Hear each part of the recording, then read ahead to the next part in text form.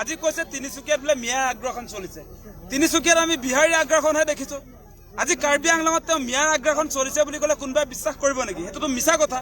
সেই মিছা কথাটো শুনি মই মনে মনে কেলে থাকিম বাৰু? আজি কাৰ্বি আংলঙত কি ঘটনা ঘটিলে আপোনালোকে দেখিছে।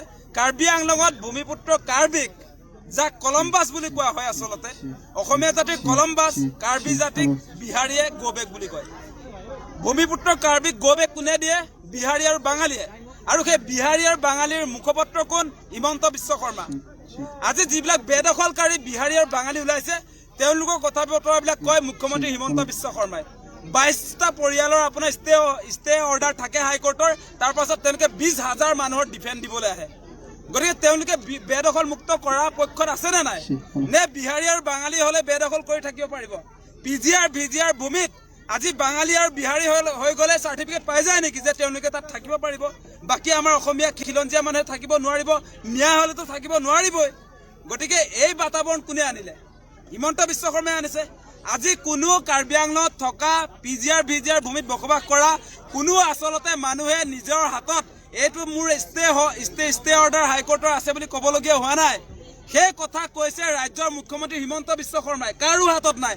আৰু তাৰ বিহাৰী আৰু যিবিলাক বাঙালী মানুহ আছে তেওঁলোকে কৈছে যে আমাৰ ৰাজ্যৰ মুখ্যমন্ত্ৰী ষ্টে অৰ্ডাৰ আছে বুলি কৈছে। কি হৈছে এইবিলাক কি মানে?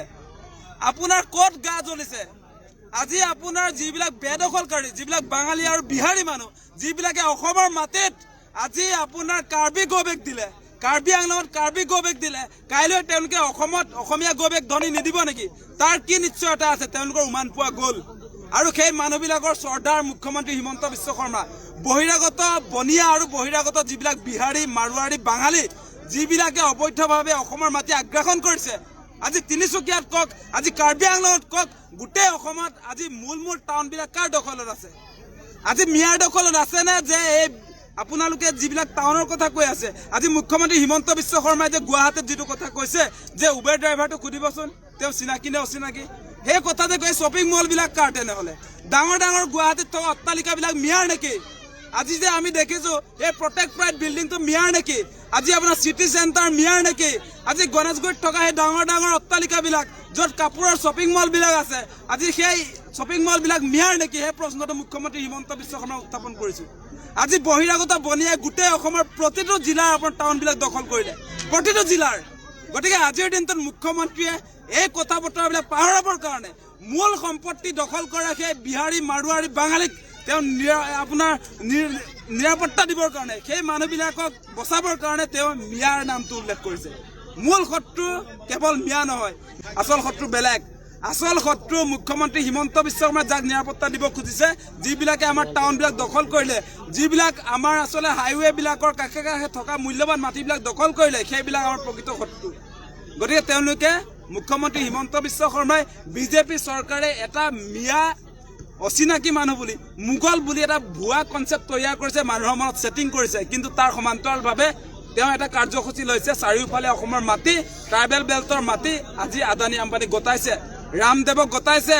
আজি পাৱাৰ প্ৰজেক্ট নিৰ্মাণৰ নামত এই আপোনালোকৰ ওচৰৰ পৰ্বতযোৰাত প্ৰায় 3000 বিঘা মাটি আপোনাৰ এই কি বুলি কয় পাৱাৰ প্ৰজেক্টৰ নামত আদানীক গতাবৰ কাৰণে 6 শিডিউলৰ মাটি, বিটিআৰ মাটি, সেইটো পাৰে নেকি দিব? আজি কাৰ্বি আংলঙত য'ত 6 শিডিউল আছে তাৰ মাটিও আপোনাৰ এই আদানী আম্বানী বৃহৎ কৰ্পৰেট গোষ্ঠীক তেওঁ দিব খুজিছে। আৰু সেই কথা বতৰাবিলাক লুকুৱাবৰ কাৰণে তেওঁ মিয়া উবেৰ ড্ৰাইভাৰটোক টানি আনিছে। সেই কথাটো মেইন কথা। অসমৰ ৰাইজ মেইন কথাত আমি ধৰিব লাগিব। মেইন কথা কোনটো?